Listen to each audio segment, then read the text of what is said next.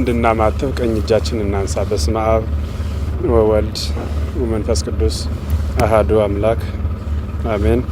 ቀዳማዊ ዘእንበለ ትማለም ማዕከላዊ ዘእንበለ ዮም ዳህራዊ ዘእንበለ ጌሰም የተባለ ጌታ ለቀዳማዊነቱ መነሻ ለዳህራዊነቱ መድረሻ የሌለው ፍጥረታትን ሁሉ በቸርነቱ የፈጠረውን ስነ ፍጥረት ትንኝንም እንኳን ሳይዘነጋ የሚመግባት ለኩነተ ስጋ መጥቶ ከውድቀታችን ያነሳን ዳህይሉት ባይለጸጋ ፍጥረት የማይደርስበት ሩቅ ህሊና የማይመረምረው ጥልቅ በአንድነቱ ምንታዌ በሶስትነቱ ርባኤ የሌለበት አዶ አዶናይ ዘላለማዊ ኤልሻዳይ አምላካችን ወልደ እግዚአብሔር ኢየሱስ ክርስቶስ ከባህሪ አባቱ ከአብ ከባህሪ ሕይወቱ ከመንፈስ ቅዱስ እንዲሁም ጌታን ካየንባት መስታወት የሲኦልን ባህር ከተሻገርንባት መርከብ ከእናታችን ከቅድስት ድንግል ማርያም ከጻድቃን ከሰማዕታት ከነቢያት ከሐዋርያቱ ጋር ሁሉ ስሙ ለዘላለም የተመሰገነ ይሁን።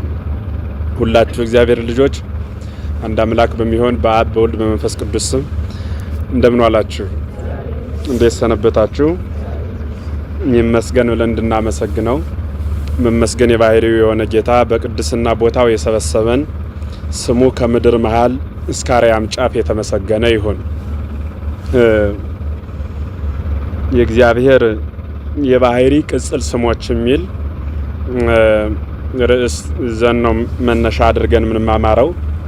የእግዚአብሔር የባህሪ ቅጽል ስሞች የእግዚአብሔር የባህሪ ቅጽል ስሞች የሚል በነሻ እንይዛለን ማለት ነው። እንግዲህ እግዚአብሔር የሚለው ከሁለት ሐሳብ ወይም ከሁለት ግስ የተገኘ ስም ነው። እግዚ ማለት ገዢ ማለት ነው። ሄር ማለት ደግሞ ብሔር፣ ሕዝብ፣ ሀገር፣ ስብስብ እንደማለት ነው ወይም ነው ማለት ነው እና ያህንኑ ይዘን ነው የምንሄደው። ጌታ መንፈስ ቅዱስ ለኔ የምናገርበት ለእናንተ የምትሰሙበት የሚያስተውል ልቡና ለሁላችንም ይድለን።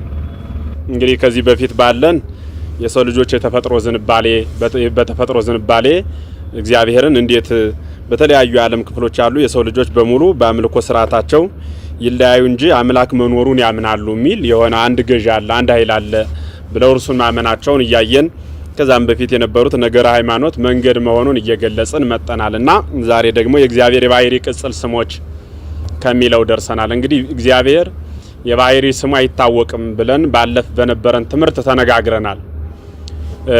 እንኳን የእግዚአብሔር የባህሪ ስም ይቀርና እግዚአብሔር በግብር ያከናወናቸው የባህሪ ቅጽል ስም ሆነው ይሰጣሉ። እግዚአብሔር በግብሩ ያከናወናቸው የባህሪ ቅጽል ስም ሆነው ይሰጣሉ። በግብሩ ያከናወናቸው የባህሪ ቅጽል ስም ሆነው ይሰጣሉ። ለምሳሌ አንድ ሰው የራሱ የሆነ ነገር የለውም። እያንዳንዱ የመጣ ነው። እያንዳንዱ ነገር ምን ትብከ ዘኢነሳይከም ካልከ ከሌላ ወገን ያላመጣው ምን አለህ ብሎ መጽሐፍ ሲጠይቅ ያመጣው ነው ወይ ማለት ይሄ እያንዳንዱ የተሰጠህ ነው ብሎ ይናገራል። እግዚአብሔር ግን ያደረጋቸው ነገሮች እያንዳንዳቸው ከሆነ አካል የመጡ አይደሉም፣ የባህሪው ናቸው። ለምሳሌ እግዚአብሔር ማለት ቅድም እንደተናገርሁት የሕዝብ ገዢ፣ የሕዝብ ፈጣሪ፣ የሕዝብ አስተዳዳሪ ማለት ነው ብለናል። ምን ማለት ነው እሱ?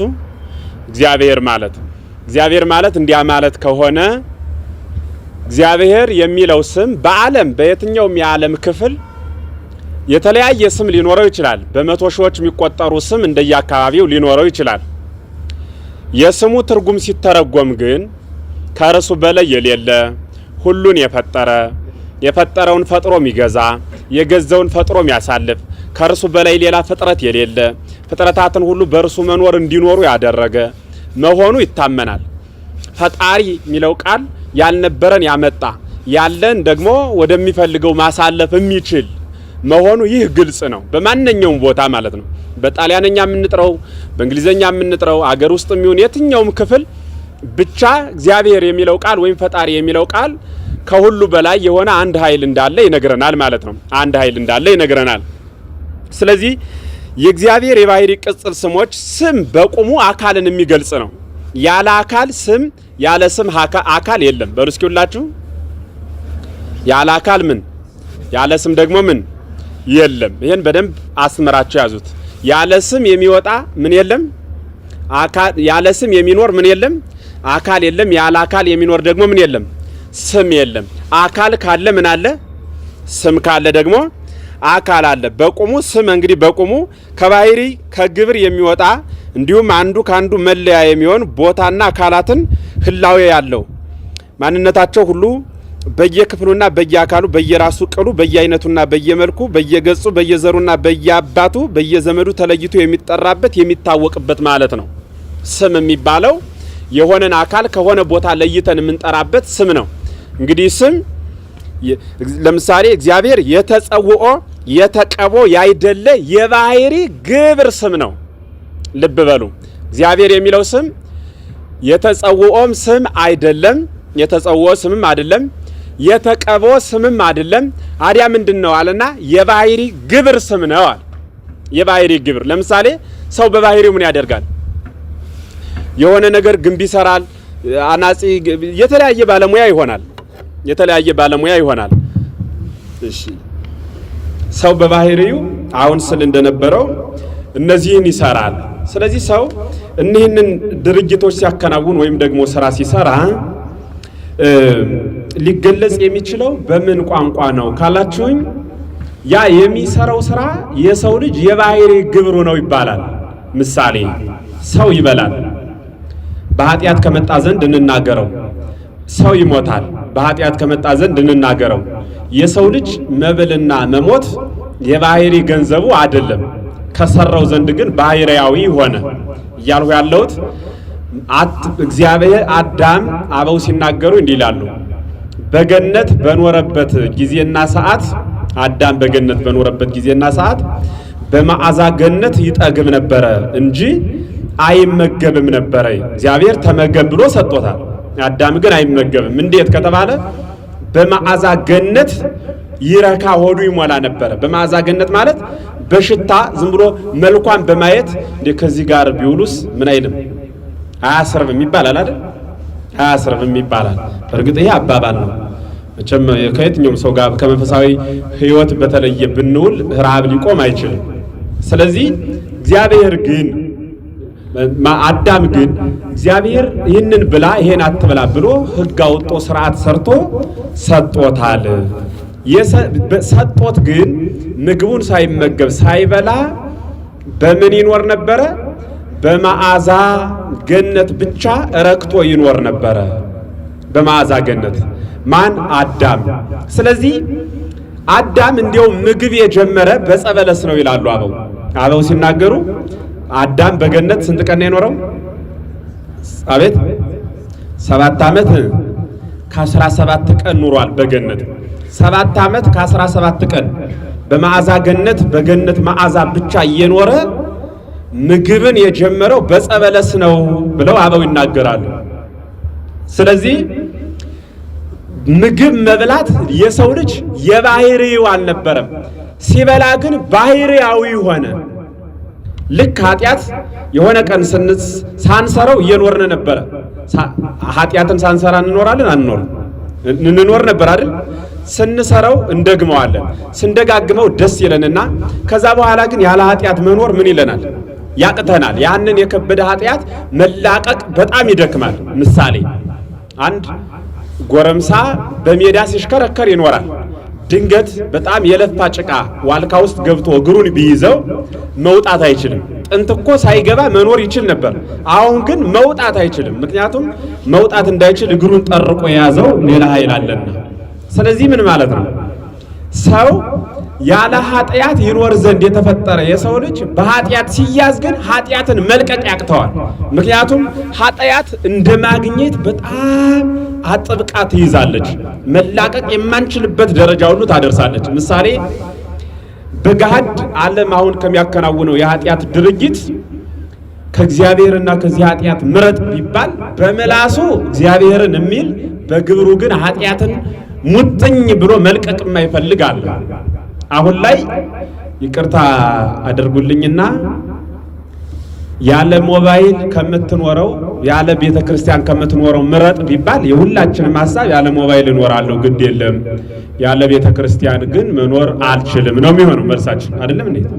አይደለም? ወደ ተግባር እንለውጠው እስኪ። ሞባይል ከዚህ በኋላ ታግዷል ቢባል ምን እንደምትሆኑ ጎረቤት እያችሁ እኔ እዚህ ልመለስ። ስለዚህ ያለ ስልክ እኮ ግን አባቶቻችን ኑረዋል፣ እኛም ትናንት ኑረናል። መቼም ስልክ የያዝነው ከ14 15 ዓመት ቀጥሎ ባለው እድሜ ውስጥ ነው። ያለ ስልክ የኖረው አይምሯችን ከመጣ በኋላ ግን ለመድ ነውና መልቀቅ አቃተን። ስለዚህ ያለ ምግብ የኖረው ባህሪያችን ምግብን መመገብ ሲጀምር ባህሪያዊ ሆነና ምግቡ ከዚህ በኋላ መላቀቅ አልችልም እስክንል ድረስ ሙጥኝ ብለን ምግብን እንድንይዘው ሆነ። ከዛ በኋላ ባህሪያዊ ሆነ።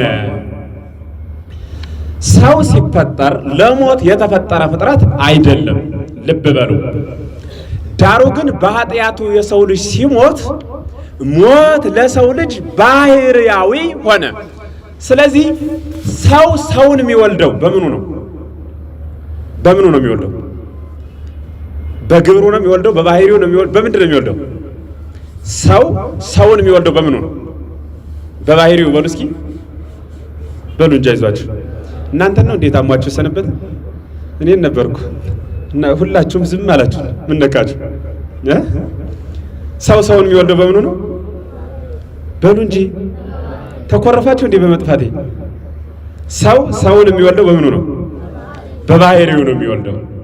ሰው ሰውን የሚወልደው በባህሪው ከሆነ ኃጢአት ምናዊ ትሆናለች ብያችኋለሁ፣ ባህሪያዊ ትሆናለች። ስለዚህ ሰው ሰውን ደግሞ የሚወልደው በምኑ ነው አለ? በባህሪው።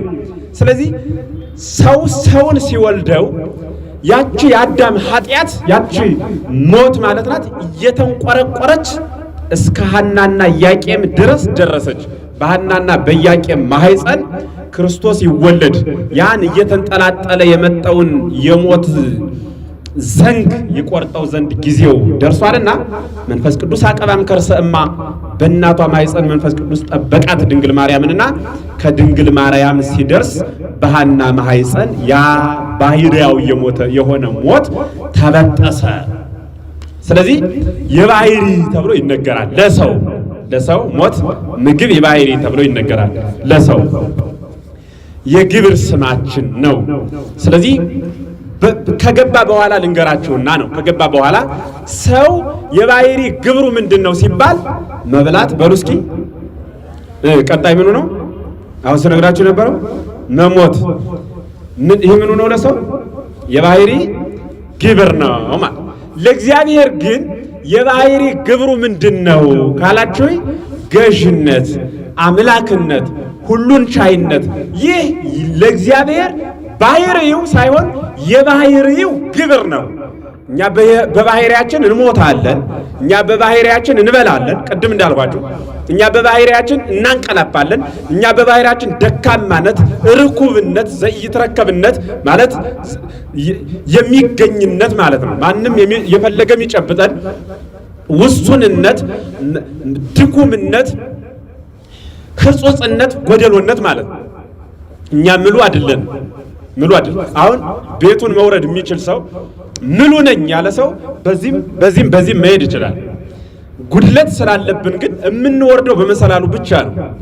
ምክንያቱም አሁን በዚህ በሮ መሄድ አይችልም። እግዚአብሔር ግን ከዚህም ወደዛ ከዛም ወደዚህ ይሄዳል። ለምን? ምሉነት ባህሪው ስለሆነ። ስለዚህ ለእግዚአብሔር ሲሆን ልብ በሉ ለእግዚአብሔር ሲሆን ግብር ሁሉ የባህሪው ነው ይባላል። የባህሪው ለሰው ሲሰጥ ደግሞ ባህሪያዊ ያደረገው ተብሎ ይተረጎምለታል ለሰው ሲሆን። ስለዚህ ሰው ያንን ካደረገ ዘንድ የባህሪ ግብሩ ወይም ተብሎ ሲነገርለት፣ ለእግዚአብሔር ግን የተጸውኦ ወይም የተቀብኦ ስም ያይደለ እግዚአብሔር የሚለው ስም ለእግዚአብሔር የባህሪ ምን ቅጽል ስም ነው ማለት ነው። የባህሪ ቅጽል ስም ምሳሌ ነው። አሁን የባህሪ ግብር ስም ነው ብለን ስንናገር የባህሪ ግብር ቅጽል ስም ብለን እንናገራለን። አሁን የባህሪ ግብር ማለት ምን ማለት ሲባል እግዚአብሔር የባህሪ ግብሩ ምንድነው? መፍጠር፣ ይህንን ዓለም መመገብ፣ ማሳለፍ የባህሪ ግብሩ ነው ብለናል። ለእግዚአብሔር የባህሪ ግብሩ ነው ከሆነ እግዚአብሔር በየቋንቋው የተለያዩ ብዙ ሺህ የሚቆጠሩ ስሞች አሉት። ነገር ግን ሁሉም ባህሪያዊ ስለሆኑ ማለት የሰጠው የለም ነው የራሱ ስለሆኑ እግዚአብሔር በባህሪው አንድ ስለሆነ በአንድነት ፈጥሮ በሚገዛበት በባህሪው የግብር ስሙ በመጥራት የግብር ስሙን በመጥራት ዓለም ሁሉ ይተባበራል ማለት ዓለም ሁሉ ይተባበራሉ ወይም አንድ ይሆናሉ ማለት ነው። የማንኛውም ቋንቋ ተናጋሪዎች አንድ የሚያደርጋቸው ሁሉም በየቋንቋቸው እግዚአብሔርን ከፍጡራን ለይተው በባህሪው መጥራታቸው ነው። በእያንዳንዱ ቋንቋ ውስጥ ያለውን የእግዚአብሔርን ስም ትርጉም ብንመረምር የምናገኘው እያንዳንዳቸው እግዚአብሔርን የሚጠሩት በኃያልነት፣ በፈጣሪነት፣ በዘላለማዊነት፣ በቸርነት፣ በሁሉም አድራጊነት መሆኑን ነው የምንረዳው። ስለዚህ ይህንን በመሆን የሚቻለው ይህንን መሆን የሚቻለው ፍጡር የለም። ይህ ቃል የሚቻለው ይህ ድርጊት አሁን የተነገረው የሚቻለው ለእግዚአብሔር ብቻ ነው ማለት ነው። ለእግዚአብሔር ብቻ ነው። ይህም በመሆኑ በየቋንቋቸው ያሉ የእግዚአብሔር ስሞች ባህሪውን ይገልጣሉ። በየትም ቦታ የእግዚአብሔርን ባህሪውን ይገልጣሉ። የእግዚአብሔር ግን የባህሪ ስሙ ማን ይባላል ብሎ ጥያቄ የሚጠይቅ ፍጥረት ካለ መልሱ በፍጥረት ዘንድ አይታወቅም። የእግዚአብሔር የባህሪ ስም በፍጥረት ዘንድ አይታወቅም። የሰው ግን የባህሪ ስሙ ይታወቃል። ማን ነው? አልተማማርንም እንዴ? ተማምረናል። እርግጠኛ ነኝ። የባህሪ ስሙ ለሰው ማን ነው? ሰው ነው ማለት ነው። ሰው ነው።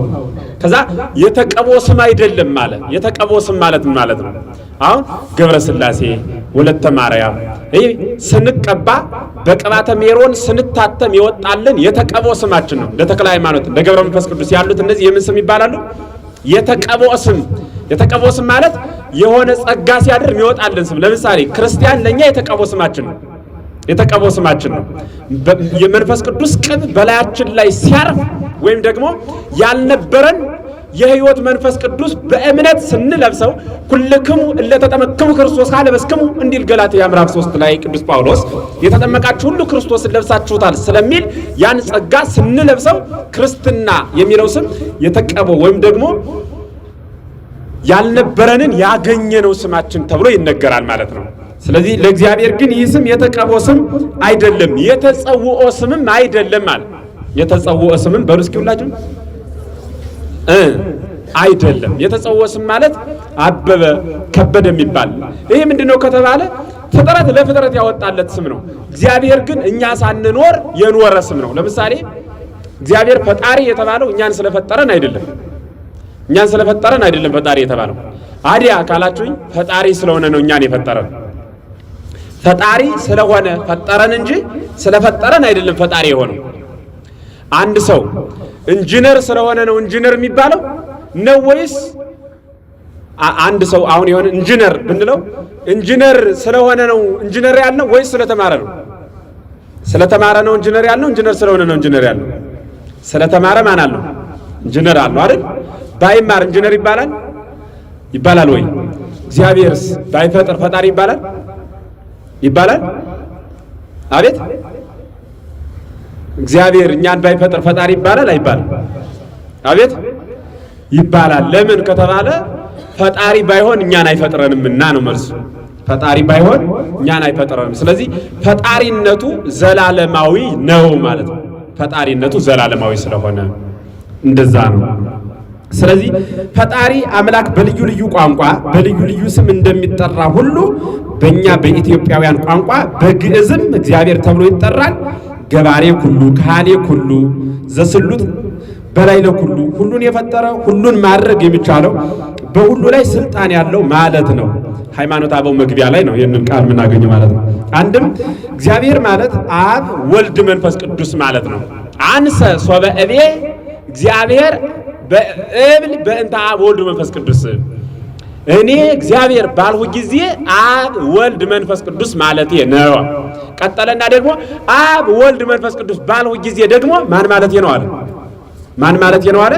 እግዚአብሔር ማለቴ ነው አለ። እግዚአብሔር ለሥላሴ ሶስትነት በአንድነት የሚጠራበት ስም ነው። ልብ በሉ። እግዚአብሔር የሚለው ስም በደንብ ቀላል ነው።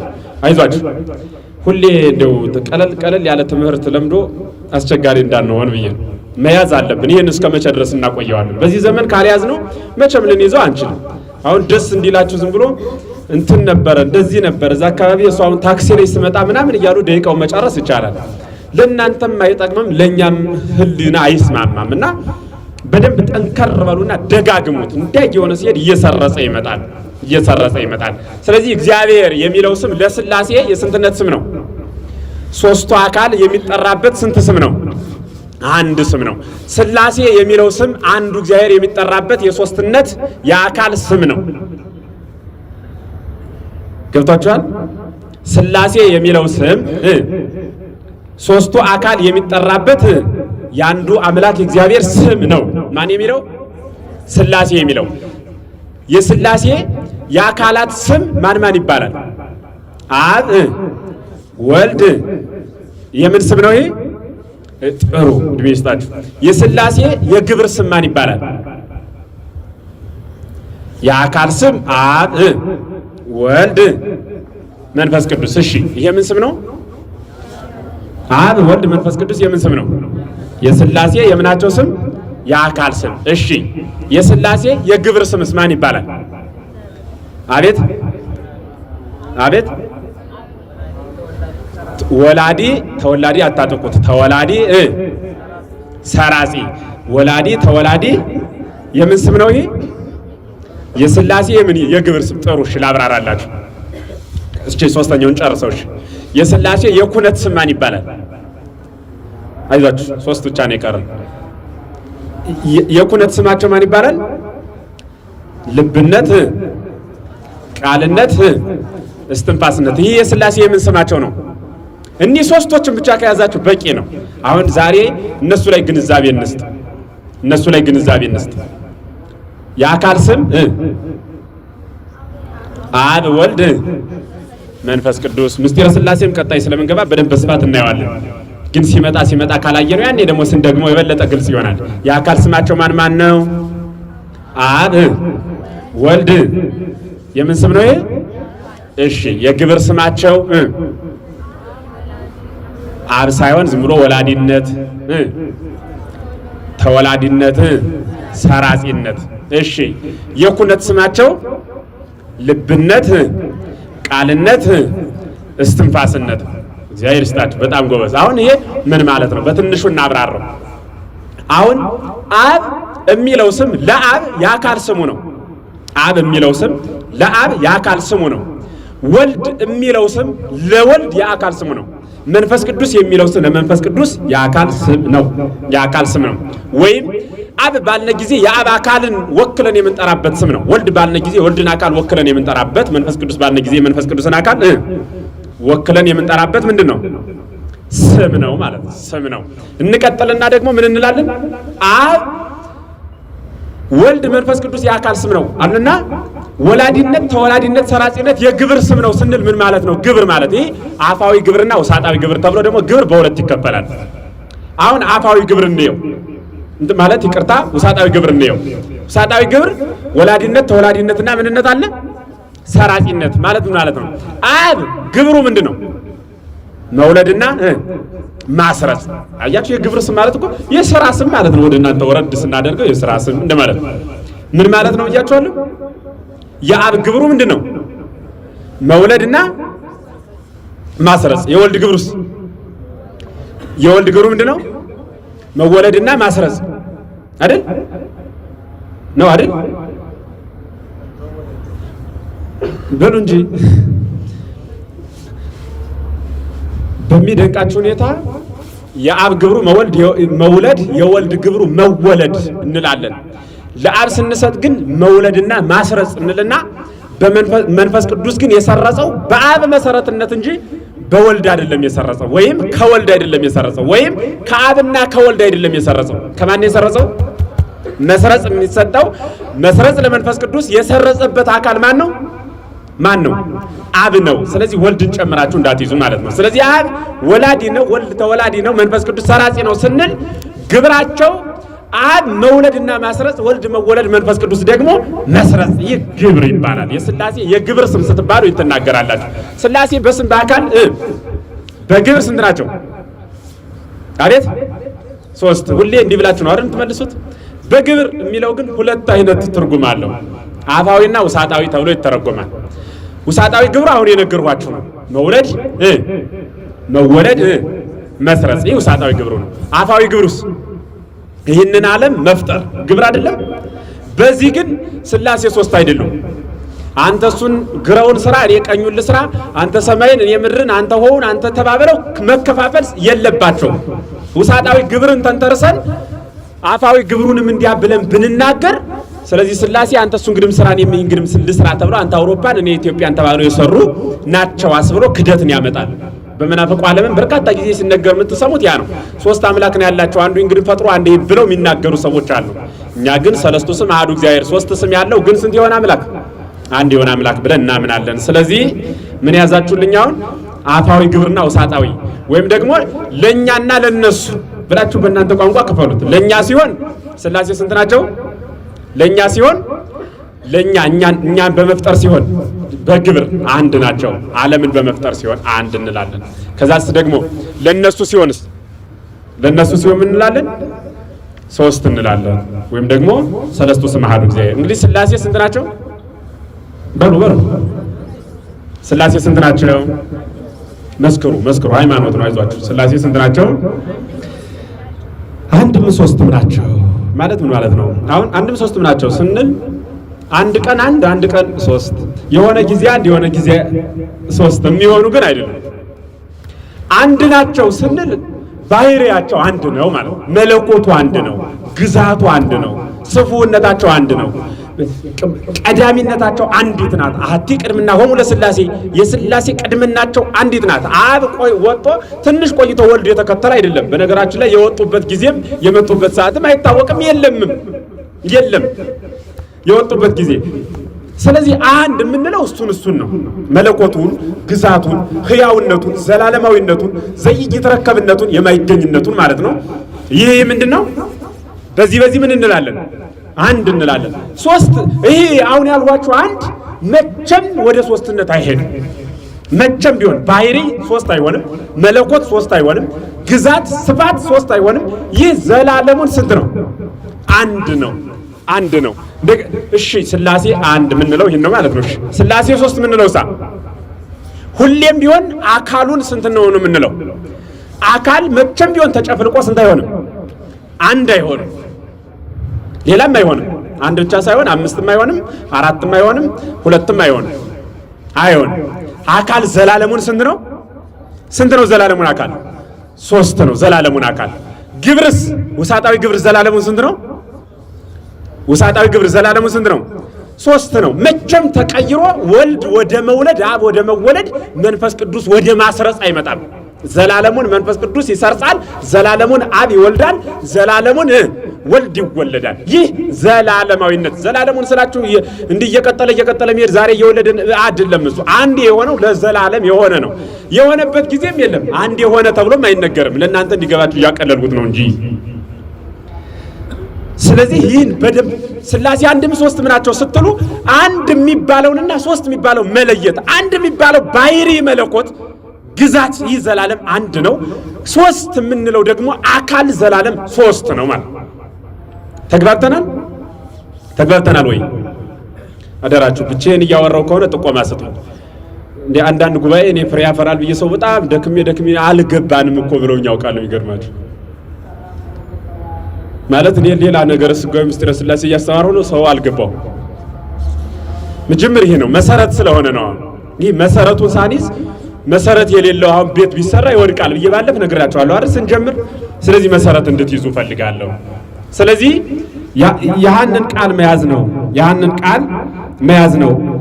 አንድም እግዚአብሔር ማለት አብ ወልድ መንፈስ ቅዱስ ማለት ነው የሚለው ነው። በዚህ ልክ አብራራን አይደለ? አብ ወልድ መንፈስ ቅዱስ ብለን ይህ የአካል ስም ብለን እንናገራለን። ለምሳሌ ወላዲ በሉ እስኪ፣ ተወላዲ በሉ። መጨረሻው ምንድነው? ይህ የአካል ስም ይሆናል አይሆንም? ይሆናል። የምን ስም ነው ያልኳችሁ? እድሜ ይስጣችሁ። የምን ስም ነው ያልኋቸው? የግብር ስም ነው ያልኋቸው። የአካል ስም ይሆናል አይሆንም? አቤት። እሺ አበበ የሚባል ሰው አለ? አይኖርም። ተውት፣ ለዛሬ እንዲኖር እናድርገው።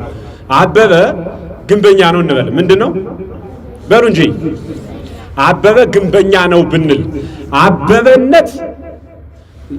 አበበነትና ግንበኝነት መጠሪያው ነው። ግንበኛ እንለዋለን፣ ደግሞ ማን እንለዋለን? አበበ እንለዋለን።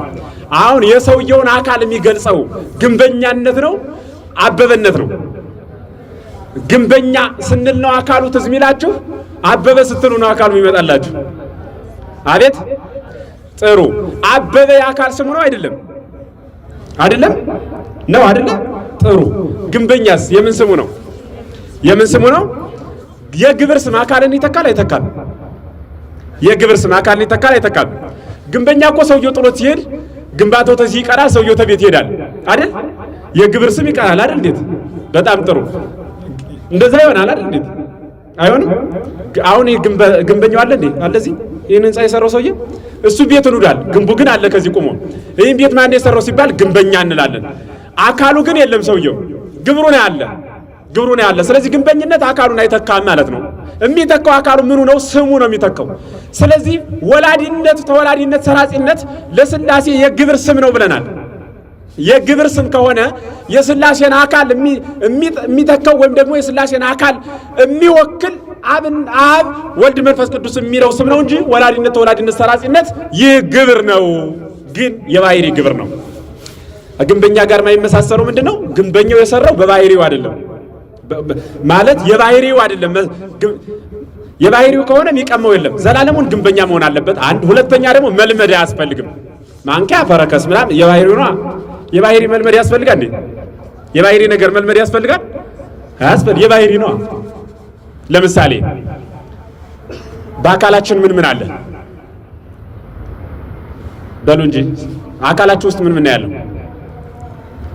ነፍስን ተዋትና የስጋን ብቻ ተናገሩ። ምን ያለው? እሳትነት በሉ እንጂ፣ ነፋስነት፣ መሬትነት፣ ውሃነት። ይህ በጋራ ተደምሮ እኮ ነው ሰው የሚባለው ሰው የሚንቀሳቀስ። አይዟችሁ አትፍሩ። አይደለም እንዴት? ያው እንደ እሳትነታችን እንሞቃለን፣ እንደ ውሃነታችን እንቀዘቅዛለን፣ እንደ መሬትነታችን እንጨበጥ እንዳሰሳለን፣ እንደ ውሃነታችን እንቀዘቅዛለን እናፈሳለን አይደል? እንደ ንፋስነታችን ምን እንሆናለን? እንተነፍሳለን አይደል? ስለዚህ እንተሸክመን ነው የምንል። ሰው ማለት የነዚህ ውጤት ነው።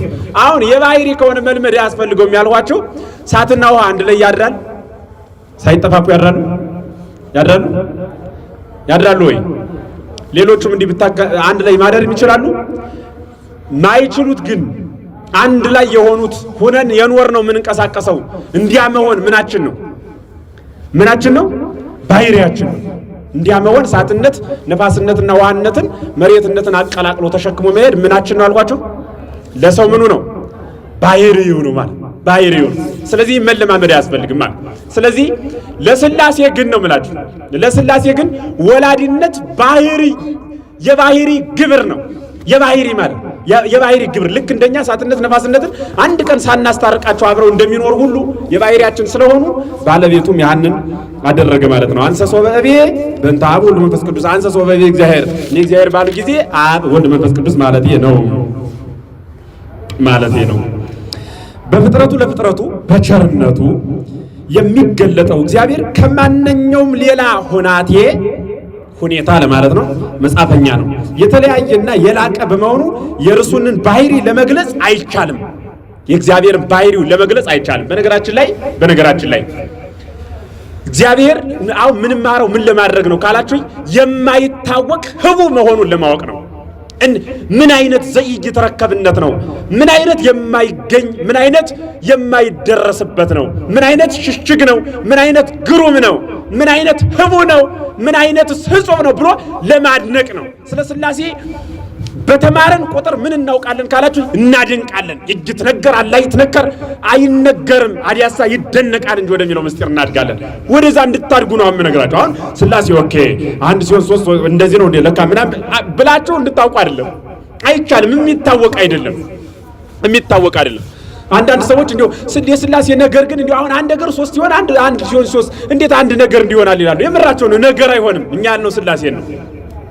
ነገርማ እውነት ነው አይሆንም። አሁን እኔ አበበ የሚባለው ቅድም የጠራሁት ሰውዬ ከመካከል ደግሞ የፕሮግራሙ ሹፌር ሶስታችን ሶስት ነን አይደል? አንዱ ቢቀራ ስንት ይቀራል? ስንት ይቀራል? ሁለት ይቀራል። ወልድ ግን በእመቤታችን ማኅፀን መጥቶ ሲያድር ሁለት ከላይ ደግሞ ቀረ የሚባል የለም። አንዱ መለኮት ተወለደ እኮ ነው ብላችሁ በተለየ አካሉ ይላል። ደግሞ አብና መንፈስ ቅዱስ ተወለደ እንዳትሉበት በተለየ አካሉ ይላል። አይ በተለየ አካሉ ነው፣ ስለዚህ መለኮት አልተወለደም በባህሪ እንዳትሉበት ደግሞ ምን ይላል? ደግሞ አይ እሱማ ልክ ነህ ይልና መለኮትስ ተወልዷል ይላል። ወልድ በቃልነቱ ከዊን ቅድም ከዊን ብዬ በነገርኋቸው በዛች ነው እንጂ ታዲያ እንዴት ነው ይማ ግራ ገበኝ ስትለው እጅ ትነገራለህ አይተአምን አይነገርም። አዲያሳ ይታመናል እንጂ እንደወለደው እናምናለን፣ እንዴት እንደወለደው ግን አናውቅም። እንደተወለደ እናምናለን፣ እንዴት እንደተወለደ ግን አናውቅም። እንደሰረጸ እናምናለን፣ እንዴት እንደሰረጸ ግን አናውቅም። እንዳሰረጸ እናምናለን፣ እንዴት እንደሰረጸ ግን እንዴት እንዳሰረጸ ግን አናውቅም። አዲያሳ እናምናለን እንጂ እጅክል በወያ መኑም ማይከለ አብ ወልድ ወመንፈስ ቅዱስ በአብ በወልድ በመንፈስ ቅዱስ መካከል ገብቶ ይህን ያህላል ይህን ይመስላል ብሎ ሊናገር የሚቻለው ፍጥረት የለም ተብሎ ነው የተጻፈው። ታዲያ ምኑ ነው የምታስተምረን ካላችሁኝ ዘኢድ ተረከብነቱን የማይገኝ የማይመረመር መሆኑን እንድታውቁት ነው የምነግራችሁ። አንድ አይ እንዲያስ ከሆነ የምሩን ነው በቃ እናድንቅ እንጂ መማራችን እናቁም እንዳትሉ ደግሞ የእችሉ ወቁ ብሎ ደግሞ ገልጾልናል። የገለጸልንን እስክናውቅ እንጓዛለን። ተግባባን? ሰንፈን እንዳንተኛ ትንሽ ሰጠን፣ ሁሉን እንዳንመረምር ተገነብን። አይቻለንምና ስለማይቻለን ምንድነው ያለው ቅዱስ ኤፍሬም? አባ ሕርያቆስ ነው እንጂ ህሊኔ በንፋስ ትከሻ ተጭኖ የልጅሽን የማይበሩን ጥልቅነት ሊዋኝ ሊመረምር ፈለገ አለና ግን አልተቻለውም። ወያማ ብሎ መዋግዱ ለፍቁርቂ ነው እንጂ የልጅሽ የማይበሩ ጥልቀት ያማተዋል መልሶ አቅቶት ወደ ቀደማ ኗኗሩ ይመለሳል አለ። ሊመረምር ፈልጎ እኮ ነው ተጉዞ በእውቀት ሳይሆን በቅድስና። የለም ይሄ አይቻለኝም አለ። ዘይክላል እመቃብርቲሁ ለወልድኪ የልጅሽን እመቃብርቲሁ ይህንን የባህሪው ጥልቅነት ማለት ነው ሊያይ ወደደ ግን አልተቻለውም ይላል። አሁን ምንድነው ልበ አምላክ ዳዊት እንዲህ ይላል፣ መንክር ተላይ ያለ ባህር ይላል። በርስኪላችሁ በሉ መንክር ተላይ ያለ ባህር በሉ እስኪ ምንድነው በአማርኛ? ባህር ጨዋታዋ ድንቅ ነው በሉ እስኪ። አትገርማችሁም? አሁን አፍ አላት እንዴ? ባህር አፍ አላት የላትም? እሺ እግርስ አላት የላትም? ተመልከቱ። ግን እግር እንዳለው ትሄዳለች፣ አፍ እንዳለው ታወራለች፣ ፏፏፏፏፏ ትላለች። እዛ እንዲሁ መንክር ተላይ ያለ ባህር አለ። እንዲሁ ሰው ከሌለ እኮ ዝም ብሎ ፏፏቴ እያዩ መጫወት ይቻላል። አፍ ሳይኖራት የምታወራ እግር ሳይኖራት የምትሄድ ይችስ ምን ድንቅ ናት አለና መንክር ተላይ ያለ ባህር አለና ትንሽ ዞር አለና አይ መንክርስ እግዚአብሔር ባሪያሙ አለ። እንዴት ትለኝ እንደው አለ መንክርስ እግዚአብሔር ነው አለ ባሪያሙ የሚኖር እንዴት ካልኸ አለ እግር የሌለውን ውሃ ይሰደዋል አለ። አፍ የሌለውን ውሃ ያጫውተዋል። አይ እግዚአብሔር አይደነቅምን ይላል። አሁን ሞባይልን ነው የምታደንቁት? ሞባይልን የሰራው ሰውዬ ነው። ማንን ነው የምታደንቁት? ሞባይልማ ግዑዝ እኮ ነው። ይህን ግዑዝ ወደ መነጋገሪያነት የለወጠው ሰው ነው አይደል መደነቅ ያለበት። ስለዚህ ምን አለ? እንዲህ ያደረገው እግዚአብሔር ይደነቃል አለ። አያችሁ? አይ ልሳን ዘይክል ነቢበ አለ ደግሞ ሊቁ ዘይትነገር በእንቲአኪ ስለ አንቺ ድንቁ ነው የሚነገረውን ነገር መናገር የሚቻለው የለም ይልና ይመልስና ደግሞ ምን ይላል? መናገር የሚቻለው የለም ይልና ኢናርምም እስመይኒ ክልፈጽሞ ጥንቁ ከነጊረ በእንተ ብሎ ተገባረ ሰናት በብዙ መንከር ራይ በብዙ ህብረ መልክ ድንቁ ነው የሚነገረውን መናገር የሚቻለው ነገር የለም። ዝም እንበላልና አይ ወዘምሩ በእንተ ምስጢር ዘተከስተለን አለ። ዝም ሳትበሉ ስለተገለጸልን እያወቃችሁ ያን እያደነቃችሁ እየዘመራችሁ ተቀመጡ እንጂ ይላል። አያችሁ? ለመዘመር የሚዘምሩትን ማወቅ ይቀድማል። ስለዚህ ስላሴ የምንለው ምን ማለት ነው ብሎ ማወቅ ይጠይቃል። አሁን ስላሴ የሚል ቃል ሁሌ ስትጠሩ ሶስትነት ማለት ነው በአማርኛ። በቃ ስላሴ ማለት ምን ማለት ነው ካላችሁ ምንነት ሶስት ግዕዝ እኮ ነው። ሰለሰ ሶስት አደረገ እኮ ነው። በአማርኛ እናንተ በምታውቁ ስትጠሩት ሶስትነት ማለት ነው። ሶስትነት ምንለው ምኑን ነው? ቅድም እንዳልኋቸው አካሉን፣ ውሳጣዊ ግብሩን፣ ስሙን ይህን ስንት እንለዋለን? ሶስት እንለዋለን። ዘላለም ሶስት ነው። የሆነ ቀን ሁለት አይሆንም፣ የሆነ ቀን አንድ፣ የሆነ ቀን አራት አይሆንም። ባህሪ የሚባለው ደግሞ ዘላለሙን አንድ ይሆናል ማለት ነው። ስለዚህ እግዚአብሔር በመሆኑ የእርሱን ባህሪ ለመግለጽ አይቻልም ነው። እግዚአብሔር እንዲያ ስለሆነ ሊገልጸው የሚችል የለም። ካስተሳሰባችንና ከችሎታችን በላይ ነውና ልብ በሉ። ስገልጸው የቆየሁት ነው። ለእግዚአብሔር ምሳሌነት ብቁ የሚሆንም ምንም ነገር የለም። ለምሳሌ እንኳን ለእግዚአብሔር ለሰው አሁን ብቁ የሆነ ምሳሌ አለው እንዴ? ለሰው በነገራችን ላይ ለእግዚአብሔር ይቅርና ለዲያብሎስ ብቁ የሆነ ምሳሌ የለውም። ለዲያብሎስ ራሱ ብቁ የሆነ ምሳሌ የለውም። አሁን ዲያብሎስ ማንን ይመስላል ትሉታላችሁ? ማንን? ገሌን ይመስላል እንዳትሉት አንዱን ክፉ ሰው ይህ ሰው ነው፣ ያ ዲያብሎስ ነው። ያ መልአክ ነው፣ ይሄኛው ሰው ነው። አይመሳሰሉም። እንኳንስ ለእግዚአብሔርነት ለሆነ አካል እንዲያው ሌላውን ተውት። ሰውና ሰው ራሱ ገሌትና ገሌ እኮ ወይም ገሌና ገሌ ይመሳሰላሉ ብትሉ ወይ በእድሜ አንድ ቀን ተወልደው አይሆንም። የቱ ነገራቸው ቢመላል አይ መንታ ናቸው ብትሏቸው ወይ ባስተሳሰብ ወይ በአካል ክፍል በሆነ ነገር የተለያዩ ናቸው። ያ ብቻ አይደለም፣ መንታ የሚሆኑ ሁለቱ ባንዴ ግን አልተወለዱም። ቀደም ተከተላላቸው። ስለዚህ አንዱ ቀድሞ በመውጣት ተርሱ ይለያል፣ በሌላው ነገር አንድ ቢሆን እንኳን። ስለዚህ ለእግዚአብሔር ግን ይህን ይመስላል ተብሎ የሚገልጸው አሁን በፀሐይ እንመስላለን። ፀሐይ ሙቀት አላት፣ ክበብ አላት፣ ራሱ አካሉ አለ ያንን እናገራለን። ይህ ሁሉ ግን ሥላሴን የሚገልጽ አይደለም። በመለኮታዊ ክብሩ ለዘላለም በራሱ የሚኖር ነው። ልብ በሉ። በመለኮታዊ ክብሩ ለዘላለም በራሱ የሚኖር ነው። በመሆኑም የእግዚአብሔርን ባህሪ ለመመርመር አይቻልም። ነገር ግን ቅዱሳን መጻሕፍት ከሚገልጡልን መገለጫዎች መያዝ እንችላለን። ለምን? እኛ ትናንት ከነበሩት ቅዱሳን እናንሳለን። እነሱ በቅድስና ሄደው ተጉዘው ካመጡት ምስክር አድርገን ምሳሌ እንትኖችን እንጠቅሳለን። ጻፉ፣ ሁላችሁም ያያዛችሁ 10 ነገሮችን እንጽፋለን። የእግዚአብሔር መገለጫዎች ወይም ደግሞ እግዚአብሔር የሚገለጽ አንደኛ መንፈስ ነው። በሉ እስኪ ሁላችሁ በሉ እየተናገራችሁ ምንድነው? የተለየ ነገር እንዳትጽፉ የነው ሳትሰሙ ስትናገሩ እንግባባለን። መንፈስ ነው ብላችሁ ጻፉ። አንደኛ መንፈስ ነው። ሁለተኛ ዘላለማዊ ነው። ነው። ሶስተኛ ሁሉን ቻይ ነው። ሶስተኛ ሁሉን ቻይ ነው። አንደኛ መንፈስ ነው። ሁለተኛ ዘላለማዊ ነው። ሶስተኛ ሁሉን ቻይ ነው። አራተኛ የማይለወጥ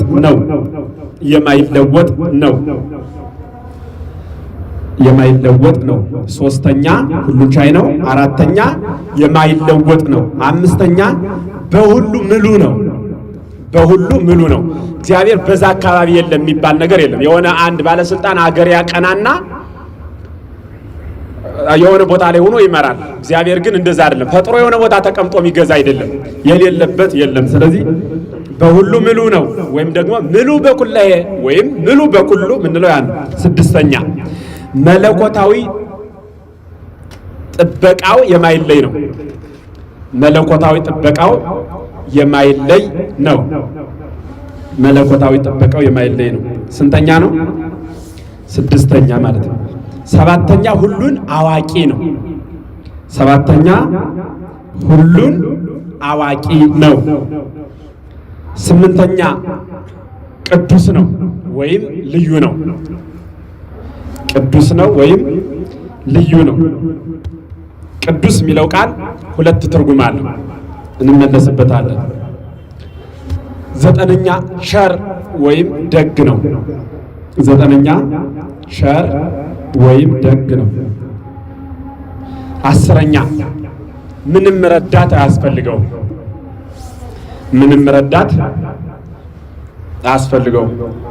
ሳናብራራ ጊዜ እንዳይሄድ ጨርሱና ወደ እኔ ስትመጡ ንገሩ።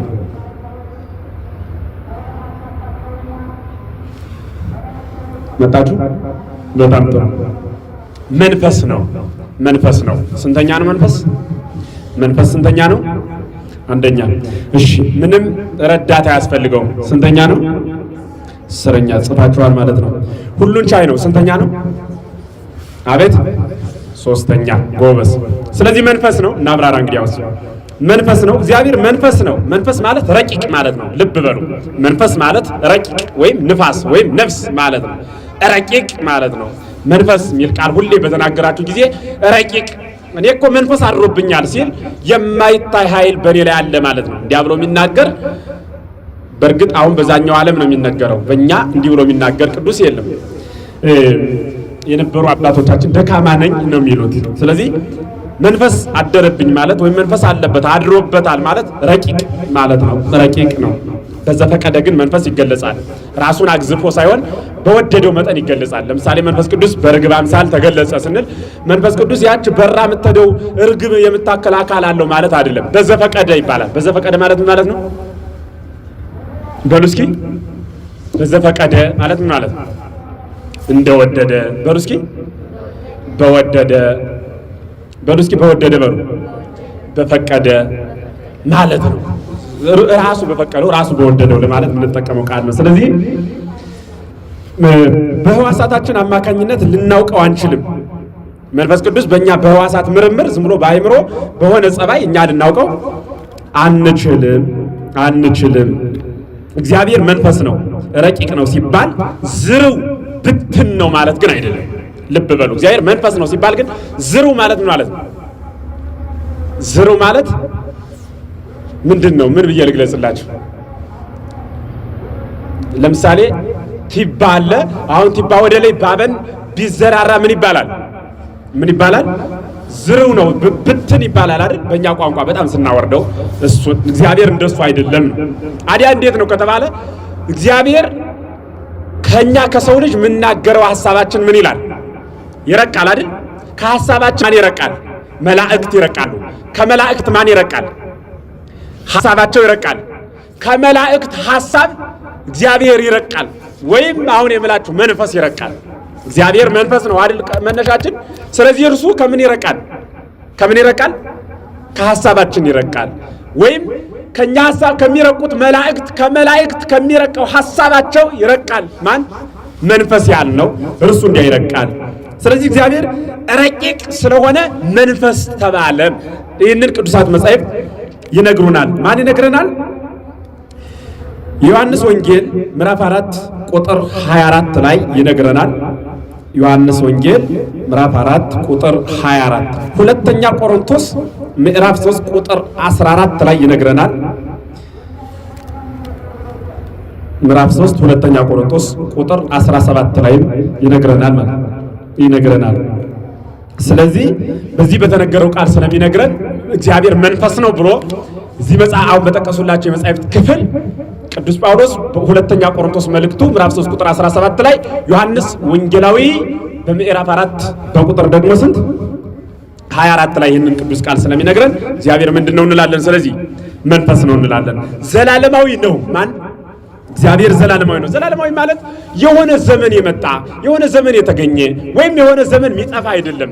ዘላለማዊ የሚለው ቃል ከእና እስከ የሌለው ከማለት መነሻ እስከ ማለት መድረሻ ሁለቱ የሌሉት ተነስቷል ደርሷል የማይባል። ለዚህ ነው ሁሌ በእኔ ትምህርት መግቢያ ላይ በየትኛውም ቦታ ቀዳማዊ ዘእንበለ ትማለም፣ ማዕከላዊ ዘእንበለ ዮም፣ ወዳህራዊ ዘእንበለ ጌሰም የምለው ቃል በግዕዝ በአማርኛ ሲተረጎም ቀዳማዊ ዘእንበለ ትማለም ትናንት የሚባል ነገር ሳይኖር የነበረ፣ ማዕከላዊ ዘእንበለ ዮም ዛሬ የሚባል ሳይኖር ዛሬ የኖረ፣ ወዳህራዊ ዘእንበለ ጌሰም ነገ የሚባል ቀን ሳይመጣ ነገን የኖረ ማለት ነው ትርጓሜ። ስለዚህ ዘላለማዊ ነው የሚለው ቃል እርሱ ነው። እግዚአብሔር በዘመናት የማይቆጠር መጀመሪያና መጨረሻ የሌለው ዘላለማዊ ነው። የጊዜና የዘመናት ፈጣሪ እርሱ ነው እንጂ ዘመናትን ያሳልፋቸዋል እንጂ ዘመናት ግን እርሱን አያሳልፉትም። ስለዚህ ዘላለማዊ ነው። ይህንን ቃል የሚያስረዳ ሉቃስ 1 የእርሱን ዘላለማዊነት ቁጥር 37 ላይ ኃያል አምላክ የዘላለም አባት የሰላም አለቃ የሚለው ኢሳይያስም እርሱን ነውና ለዘመኑ ጥንትና ፍጻሜ የለውም የሚለው ማለት ነው። መዝሙረኛው ዳዊት 89:2 መዝሙረኛው ዳዊት 89:2 ላይ የእግዚአብሔርን ዘላለማዊነት ይነግረናል። ሁሉን ቻይ ነው ወይም ካህኔ ኩሉ ነው ስንል ደግሞ ማን ነው? ቃል ካህኔ ኩሉ መሆኑን የሚነግረን እግዚአብሔር ሁሉን ቻይ አምላክ ስለሆነ የሚሳነው ነገር የለም። ምን ዘፍጥረት ምዕራፍ 18 ቁጥር 14 ላይ ሁሉን መቻሉ የሚሳነው ነገር አለመኖሩ በዚህ የመጽሐፍ ክፍል ተነግሮ እናገኘዋለን። ወይም ደግሞ ትንቢተ ኤርምያስ 32:17 ላይ ትንቢተ ኤርምያስ 32:17 እርሱን ይነግረናል። አይለወጥም። እግዚአብሔር በውሳኔው የሚጸጸት አምላክ አይደለም። አዲያ በመጽሐፍ ቅዱስ እንዲያ ከሆነ ኃጢአት ሲሰሩ ፈርድባቸዋለሁ ይላቸዋል፣ ሲመለሱ ይተዋቸዋልሳ። ተጸጸተ መልሶ ሐሳቡን ተወው አያሰኝምን ካላችሁ አያሰኝም። ሲያምኑ ሳያጠፋ ተዋቸው፣ ሲክዱ ሊያጠፋቸው ያለ ሲገለበጡ እርሱ ስላልተገለበጠ እርሱ በሐሳቡ ስለቆመ ከእርሱ ጋር አልስማማሉ። ጻድቅ ሳሉ ከእርሱ ጋር ጻድቅ ስለሆነ ተስማሙ። ኃጢአተኛ ሲሆኑ ኃጢአተኛና ጻድቅ አይስማማምና ሊያጠፋቸው አለ። ዞረው ወደ ጽድቃቸው ሲመጡ ማራቸው። ጻድቅን መማር ግብሩ ነውና ትናንትም ጻድቅን ምሮ ነበረ። ወስኛለሁ በቃ አጠፋለሁ ካለ ነው እግዚአብሔር የተለወጠውን ሁሉ ለምን አጠፋው የሚባለው። ይፈቅድ እግዚአብሔር ሞቶ ላጥ አላ ግባቶ ተመይጦቷ በእግዚአብሔር እግዚአብሔር የኃጢአተኛ ሞቱን አይወድም ወደ እርሱ መመለሱን ይወዳል እንጂ ተብሎ ተጽፏልና። ስለዚህ እግዚአብሔር ምንድነው አልኳችሁ? ምንድነው? አይለወጥም። የሚለዋወጠው ሰው ነው። ሲለወጥ አጠፋዋለሁ ይላል። ለምሳሌ ሰው ብትገል አስራለሁ ይላል መንግስት።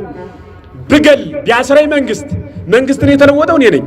አለመግደል እንድኖር ተፈቅዶልኛል። በመግደሌ ከታሰርኩኝ የተለወጠ የኔ ሐሳብ ነው። እግዚአብሔር አትስረቅ፣ አታመንዝር፣ አትግደል ብሏል። ከገደለ ይኮንናል። የተኮነነው እኛ እንጂ እግዚአብሔር አይደለም። ስለዚህ እግዚአብሔር የማይለወጥ ነው። አራተኛ ማለት ነው የማይለወጥ ነው አይተናል። በሁሉ ምሉ ነው። እግዚአብሔር የሌለበት የለም። እግዚአብሔር የሌለበት የለም። ይህንን የሚያስረዳልን ጥቅስ ማን ነው? ኤርምያስ 32:23 ትንቢተ ኤርምያስ ምዕራፍ 32 ቁጥር 23፣ መዝሙረኛው ዳዊት 138 ቁጥር 5 ላይ፣ ዮሐንስ ወንጌል ምዕራፍ 3 ቁጥር 14 ላይ በሁሉ ምሉ ማለት ነው። ቅድም የጠቀስኩላችሁም ያን ሄዳችሁ ማየት ትችላላችሁ። በቅዳሴ ማርያም ማለት ነው። አባ ሕርያቆስ ለመለኮት ወርድና ቁመት ላይና ታች ቀኝና ግራ ያለው አይደለም፣ በሁሉ የመላ ነው እንጂ ለመለኮት የሚዘረጋበት የሚሰበሰብበት ያለው አይደለም። ግዛቱ ሀገሩ ሁሉ የመላ በሀገሩ ሁሉ የመላ ነው እንጂ ለመለኮት በላይ ጠፈር በታች መሰረት ያለው አይደለም። ጠፈሩ እርሱ መሰረቱም እርሱ ነው እንጂ መሰረቱም እርሱ ነው፣ ጠፈሩም እርሱ ነው። በዚህ አካባቢ የሚባል የተወሰነ አይደለም ማለት ነው። ስድስተኛ መለኮታዊ ጥበቃው የማይለይ ነው ማለት በእርሱ ፈቃድ በእርሱ ትእዛዝ ወይም በእርሱ ጥበቃ ካልሆነ በቀር የሚሆን አንዳችም ነገር የለም። እግዚአብሔር ካረደው ሰው መንቀሳቀስ አይችልም። በነገራችን ላይ ኃጢአት እንኳን የሚሰራው ሰው እግዚአብሔር ወዶ ሳይሆን እግዚአብሔር ግን ፈቅዶ ነው። እግዚአብሔር ወዶ አይደለም ፈቅዶ ግን ነው። ያን ኃጢአት ስንሰራ ባለበት ማቆም ማድረቅ ይችላል።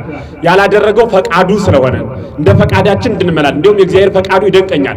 እሱን እስክንክደው ነው ፈቃድ የሰጠን። አምላክ የሚባል የለም እስከ ማለት ፈቃድ ሰጥቷል። ማን ሰጥቷል? እግዚአብሔር ሰጥቷል። ስለዚህ መለኮታዊ ጥበቃው ሁሉን አዋቂ ነው። መለኮታዊ ጥበቃውን ጥቅስ አልሰጠንም አይደል? ማቴዎስ 10:30 መለኮታዊ ጥበቃውን ለማየት ማለት ነው። ዮሐንስ 10:11 ወይም 10:10 ዮሐንስ 10:10 እዩት። ሁሉን አዋቂ ነው እግዚአብሔር ሁሉን አዋቂ ነውና ከርሱ የተሰወረ ከርሱ ያለፈ የተሰወረ ነገር የለም። ያለውንና የሚሆነውን የሚመጣውን ነገር ሁሉ እግዚአብሔር ያውቃል ሁሉን አዋቂ መሆኑ ማለት ነው። እግዚአብሔር ሁሉን ያውቃል። መቼም እግዚአብሔር ሁሉን ማወቅ ሊገልጽ የሚችሉ የመጻሕፍት ጥቅስ ያስፈልጋልና እነሱን እንጥቀስ። መዝሙረ ዳዊት 11:33 ሁሉን ማወቁን ወደፊት ወደ ኋላ ሁሉን ማወቁን የሚገልጽ ማለት ነው። ማቴዎስ 15:13 ዮሐንስ ወንጌል 2:23 ቅዱስ ነው እግዚአብሔር ቅዱስ ነው። ቅዱስ ማለት እግዚአብሔር ልዩ ነው፣ ከሌላ አይገጥምም ነው። ልዩ ነው ስንለው ምን ማለት ነው? ብቻውን ፈጣሪ ነው። ብቻውን ፈጣሪ ነው። ጥቅስ ብቻውን ፈጣሪ ለመሆኑ ሌላ ፈጣሪ የለም። ልዩ ማለት ለምሳሌ እኔ የዚህ ሀገር ልዩ ነኝ ብል እኔ በቁመት አሁን የዚህ ሀገር ሰው ግፋ ቢል ቁመቱ 2 ሜትር ነው አይደል? አልፎ ባለፍ ስንት ናቸው? አንድ ሰውዬ ነበረ የሆነ ጊዜ ላይ የመጣ ረዥም ስንት ሜትር ይሆናል? 2 ሜትር ከምናምን ሲባል ነበር አይደል? 2 ሜትር ከ25 ምናምን ሰምቻለሁ። እሱ ሰውዬው ልዩ ነኝ ማለት ይችላል። በምን በሉ እንጂ በቃ እግዚአብሔር ደግሞ በእግዚአብሔርነቱ ብቻውን ነው። እሱ ነው።